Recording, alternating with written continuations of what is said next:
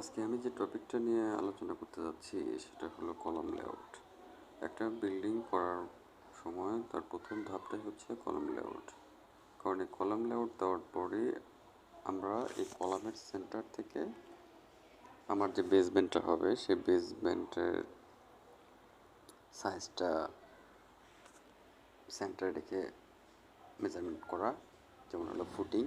এখন আমার ফুটিং যদি 5 ফিট বা 5 ফিট হয়, ঠিক আছে, তাহলে এই কলামের সেন্টার থেকে আমার আড়াই ফিটে করে দাগ দিয়ে তারপরে মাটি কাটতে হবে, ঠিক আছে।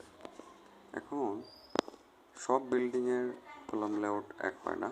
কখনো দেখা যাচ্ছে একটা কলাম 11 ফিট বা 11 ফিট পর পর হয়, কখনো 17 ফিট, কখনো 15 ফিট, কখনো 16 ফিট, তবে হাইস্ট 18 ফিট পর্যন্ত এই আপনার বাসা বাড়িগুলো আমরা দিয়ে থাকি।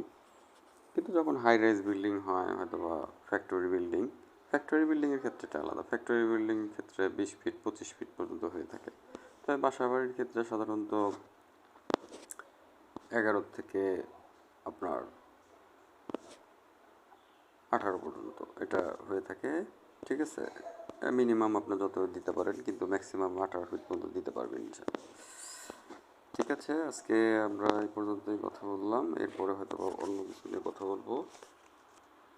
কলাম লেআউটটা অনেক ইম্পর্টেন্ট, এটা ডিজাইনের প্রথম ধাপ, ঠিক আছে। এটা ডিজাইনের প্রথম ধাপ।